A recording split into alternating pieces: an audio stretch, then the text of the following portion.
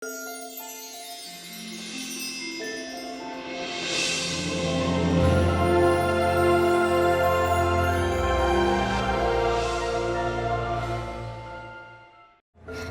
ko para sa'yo, Luna. Natupad din yung mga pangarap mo. Hindi ko rin ako makapaniwala na kita na tayo. Kahit nalagay sa panganib yung mga buhay natin. Sa letrang A, ayos! Alam mo, magiging masaya si Inay kapag nakita ka niya. Miss na miss ko na siya. Tagal-tagal ko na sana magsama tayong tatlo. Pero hindi tayo binigo ng Diyos. Nagkita pa rin tayo. Palayasin yung babae niya. Hindi naman ipagdamot yung kapatid ko sa akin. Hindi na silang pamilya mo, Luna. Tama ang Papa Diego mo. Sundin mo siya. Paalisin mo ang Ate Blanca mo. Hayaan mo, may iba namang pagkakataon na pwede tayo magsama-sama nila Inay. Sabihin mo na lang kay Inay na miss na ako, ha? Ikaw na bahala sa kanya, alagaan mo siya at alagaan mo din yung sarili mo. Huwag mo na sayangin ang luha mo para kay Blanca. Dahil hindi ka magiging masaya habang kasama mo si Blanca. Magkakaroon ka ng kaagaw sa mga gusto mong makuha. Tandaan mo sinabi ko sa iyo, Luna.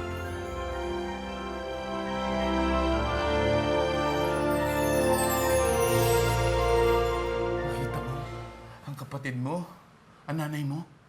Nasaan sila? Puntahan natin sila ngayon. Daddy, Ba't? Bakit ano? Ba't ganyan ang mukha mo? Bakit malungkot ka?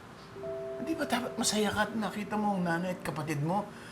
At magsasama-sama na tayo uli? What's wrong? Daddy, nagalit si Mang Diego sa pagpunta ko sa kanila. At kahit hindi sabihin sa akin ni Luna, parang hindi siya masaya na makita kaming mag-inay. Nagalit si Diego, ha? Hinayubak na yun. Siya pa ang may ganang magalit. Siya pa ang sumira sa pamilya natin, eh. Siya pa ang nag-iinarte. Siya ang kalawang sa pagsasama namin ni Rowena.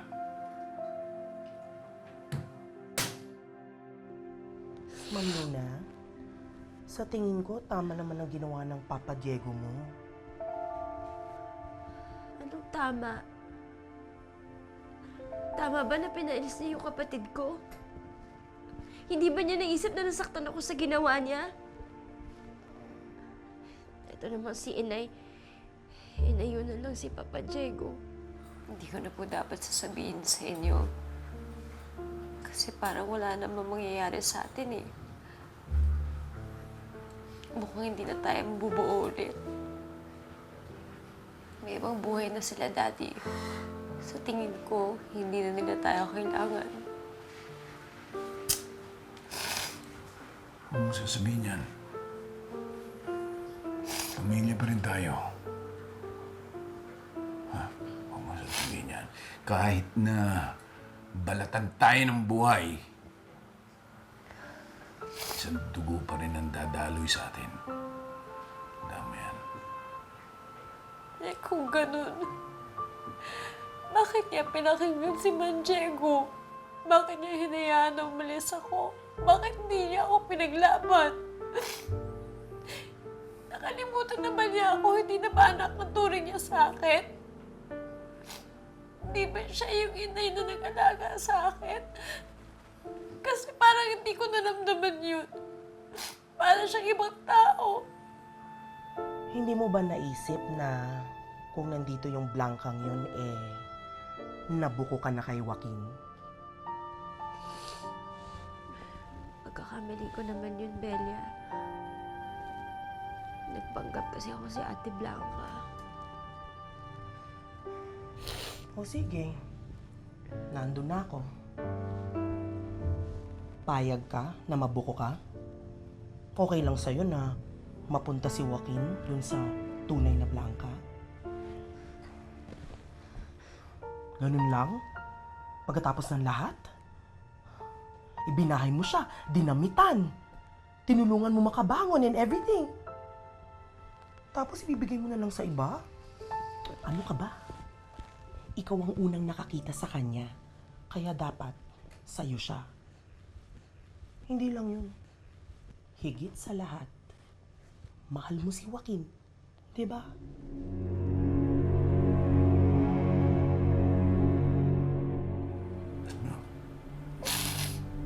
May dahilan. May dahilan siguro kung bakit ganun. Ang reaksyon ng nanay mo, hindi siya ganun. Mabait ng inay mo. Mahal niya ang pamilya niya. At ngayon, alam ko na kung nasaan sila. Pinapangako ko sa'yo. Gagawin ko ang lahat para mabuhuli ang pamilya natin. At kahit harangan ng granada ng Diego ang daraanan ko, hindi niya ako mapipigilan para bawiin uli ang nanay at kapatid mo.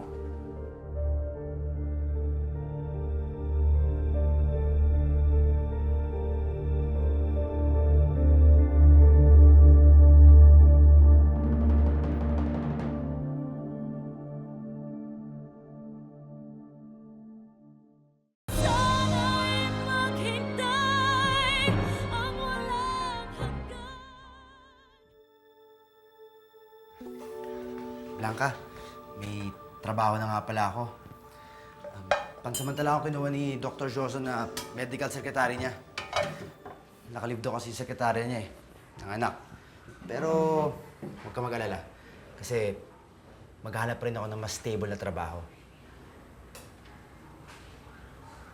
Oh, bakit ka malungkot? Hindi ka ba masaya dahil may trabaho na ako? Di ba ito naman yung gusto natin dalawa? Para makapagsimula tayo kahit paunti-unti lang. Masaya naman ako.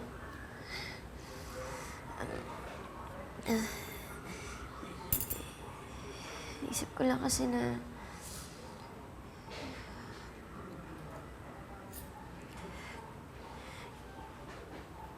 kahit magkahiwalay tayo, kaya mo na mag-isa.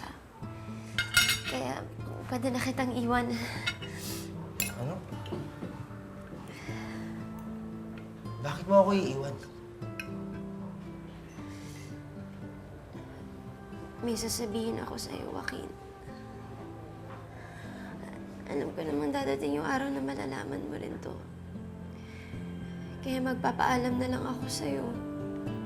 Huwag na lang natin pahirapan ng isa't isa. Blanca, ano to? Naisip ko lang kasi na ang dami na naganap, ang dami na nangyari. Hindi ba parang ang bilis na lahat, Joaquin? Sabagay. Parang sunod-sunod yung mga nangyayari. Hindi wala tayong oras para makapag-isip para sa kinabukasan nating dalawa. Kung ito na ba talaga to, kung talaga bang para tayo sa isa't isa.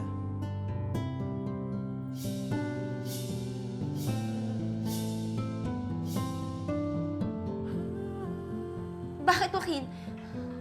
Ayaw mo na ba sa akin? Ayaw mo na ba magpakasal sa akin?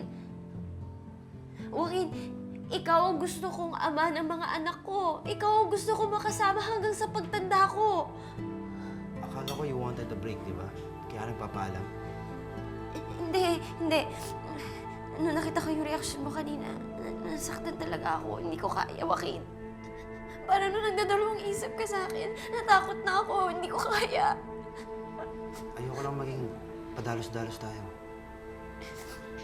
Hindi, Joaquin. Basta, kalimutan mo na lang yung sinabi ko kanina, ha? Hindi ko nagagawin yung binabalak ko. Hindi kita iiwanan. Hindi ko talaga kaya. Basta lagi mong tandaan, ha? Mahal na mahal kita. Mahal na mahal kita, Joaquin.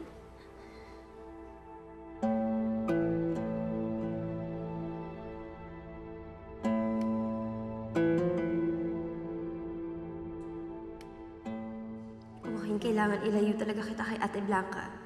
Hindi na kita ibibigay sa kanya. Sa akin ka na. Ako ang dapat pakasalan mo at hindi si Ate Blanca. Talagang pinaalis ka? Eh anong sabi ng nanay mo? Hindi naman din kami nakapag-usap eh. Ha? Ganun lang yun? Eh, ang tagal na kayo hindi nagkita.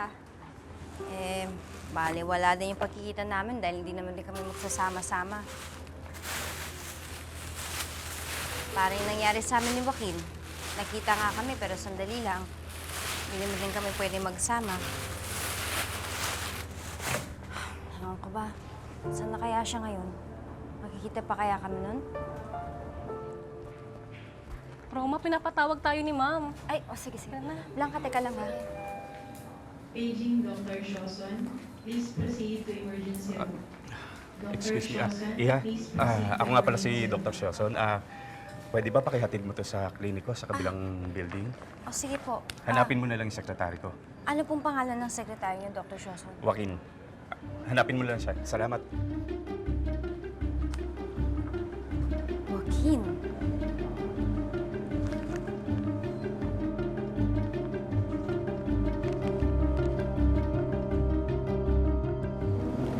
Joaquin, pasensya ka na. Medyo late tayo ha. Okay lang. Malapit na naman tayo eh. Gusto ko lang talagang maagang dumating sa clinic ni Dr. Joson. First day ko kasi sa trabaho, kaya ayoko malate. Sige. Manong, pwede ho pakibilisan mo na lang yung sasakyan?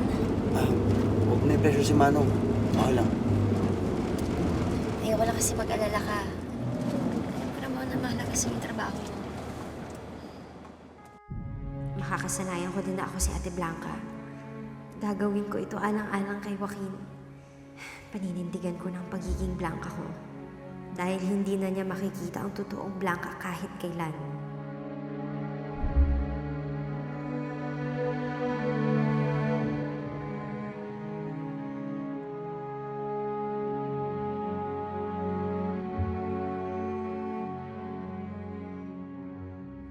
Tama ba ako ng pinuntahan? Dito ka nga ba nakatira si Rowena at Luna? Napakalaki naman ang bahay na ito.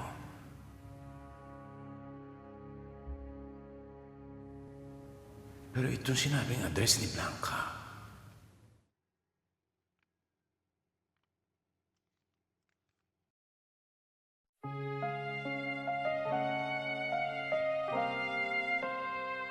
Belia! Belia, yung garden tools ko!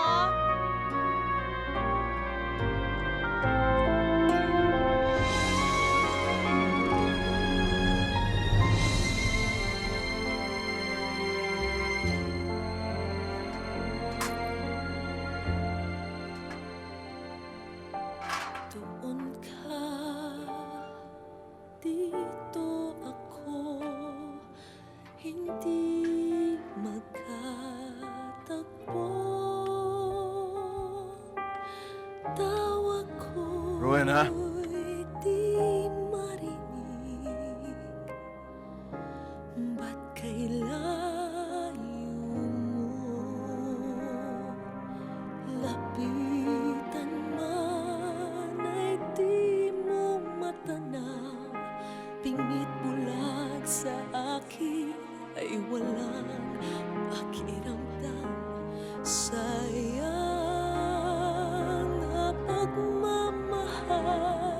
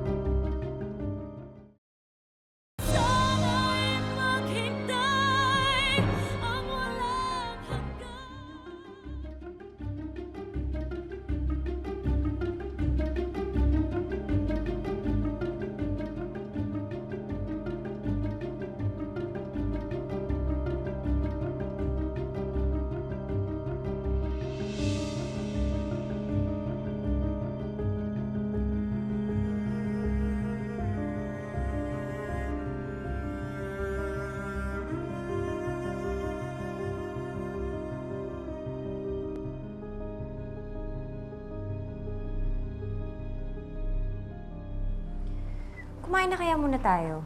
Parang nagugutom na naman ako. O sige, pero magpa-deliver na lang tayo. Sige.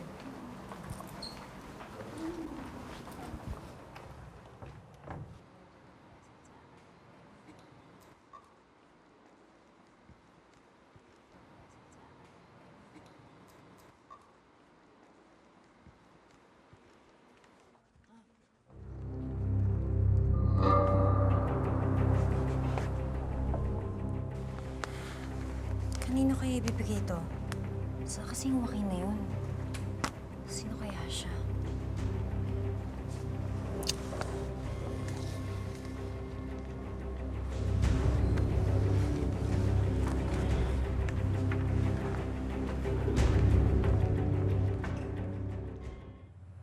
Rowena, nakikilala mo pa ba ako?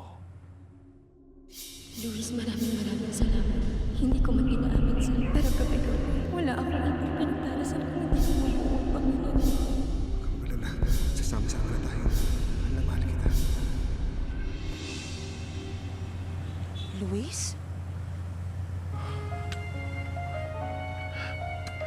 Ano? Natatandaan mo ba ako? Kilala mo pa ako. Hindi mo pa ako nakakalimutan.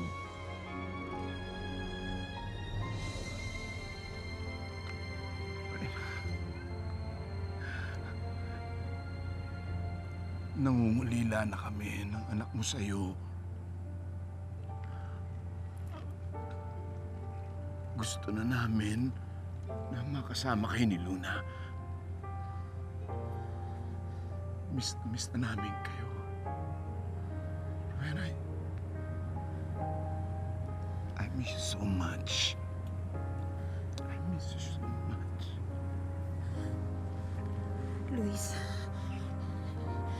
Luis, hindi na pwedeng maganap ang gusto mo. May sarili na akong buhay. Pabayaan mo na kami ni Diego. Ano ba napakain ng Diego na yan sa'yo? Ha? At mas gusto mo siya makasama kaysa sa amin ng iyong anak? Ano? Hindi ko alam. Hindi ko alam, pero ang alam ko si Diego na ang gusto ko. Sige na. Umalis ka na. Baka makita ka pa niya.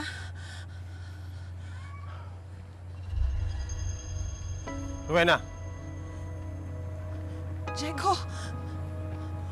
pumasok ka na sa loob. Ano ba? Napakain mo kay Rowena. At gusto pa niya hanggang ngayon makisama sa'yo. Wala ka nang pakialam doon. Nakakalimutan mo. Hindi mo na asawa si Rowena. Sa akin na siya. Tapang kinasigura mo, no? Baka nakakalimutan mo. Si Rowena, asawa ko pa rin.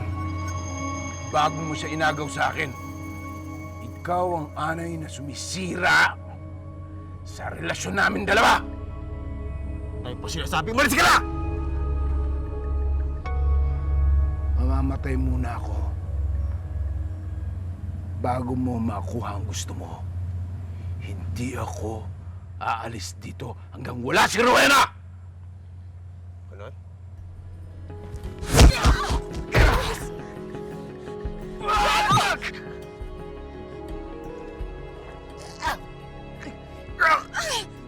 Diego! Diego! Pabayaan mo na siya! Bitawan mo na siya! Magkakasakitan lang kayo! Tama na! Bitawan mo na siya! Luis, umalis ka na! Pabayaan mo na kami! Tama na! Tama na!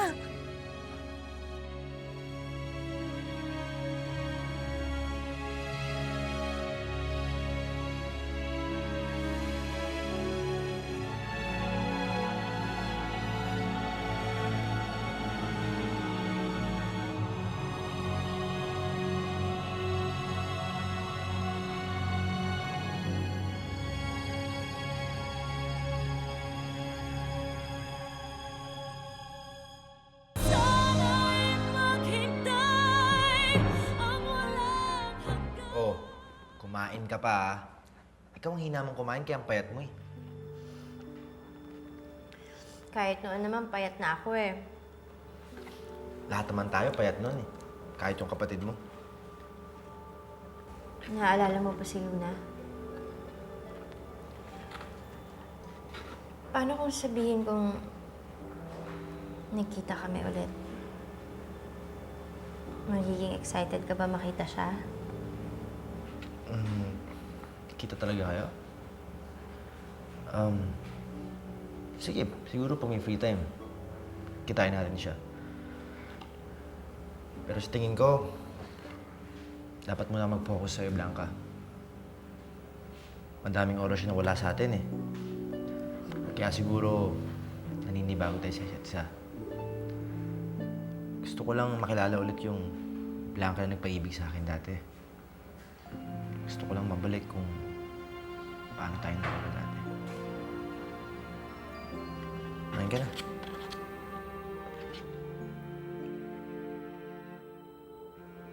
Wala talaga siyang interes sa akin bilang Luna. Kay Ate Blanca lang talaga umiikot ang mundo niya.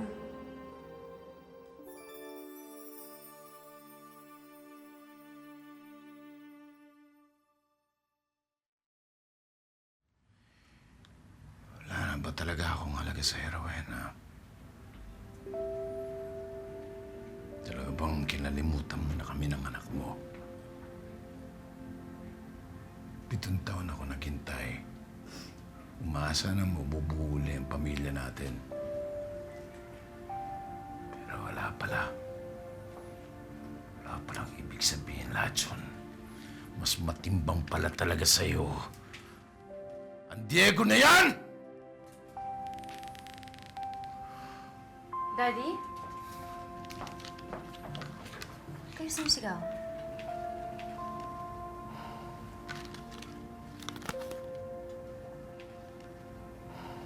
Pinuntahan niyo si Inay? Kalimutan mo na sila. Hindi na nila tayo kailangan. Ano ibig niyo sabihin? Susuko na tayo agad? Hindi natin sila ipaglalaban? Hindi paglalaban. Paglalaban natin sila. Eh, ayaw na nila sa atin. Ano pang saysay ang gagawin natin para sa kanila? Daddy, hindi ako naniniwala na ayaw nila sa atin. Yung Mang Diego na yan. Ewan ko kung anong ginagawa niya, pero parati na lang sunod-sunuran si Inay sa kanya. Tama na. Tama na, anak. Huwag na lang nating lokohin sarili natin. Hindi naman bubuong pamilya natin. Lalo't lang tayo masasaktan kung aasa pa tayo. Wala na tayong dapat hintayin dahil wala na tayong dapat pangarapin na darating pa. Hindi na sila darating pa. Daddy, hindi. Hindi ako papayag. Paglalaban ko to, alam ko magsasama-sama tayong lahat. Naalala niyo po ba, nung kinuha kayo ni Tita Divine, pinaglaban kayo ni Inay? Ganon din ang gagawin ko, ipaglalaban kong pamilya natin. Wag. Baka saktan ka lang ng Diego na yun. Mapapahama ka lang at... Naku, baka... Kung ano lang mangyari. Huwag na, anak. Daddy, hindi. Ipapakita ko sa Diego na yan. Nakarapat-dapat tayo magsama nila Inay. Hindi ka babalik doon. Naintindihan mo. Hindi. Bakit mo ba gustong saktan ang sarili mo ng paulit-ulit? Ano ka, masokista? Hindi ka babalik doon dahil sinusukan na nila tayo. Intindihan mo? Huwag ka na magpumilit. Hindi tayo basura na paulit-ulit na lang tinatapon.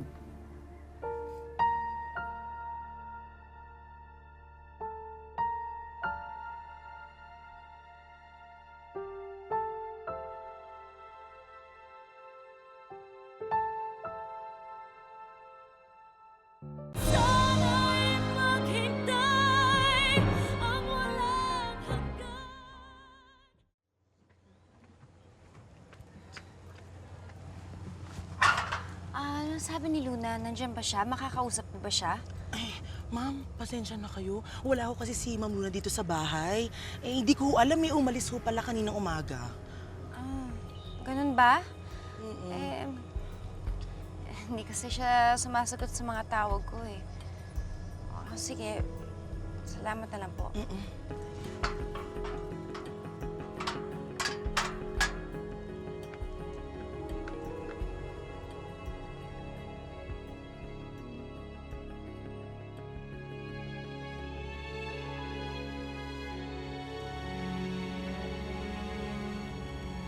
Patawarin mo ako, Ate Blanca. Ayokong gawin sa'yo to, pero kailangan ko lumayo sa'yo. Lalo lang akong nakukonsensya tuwing nakakasama kita. Trinatraidor kita. Pero kinailangan kong gawin yun. Ayokong isuko si Joaquin. At itutuloy ko pa rin ang pagpapanggap ko bilang ikaw.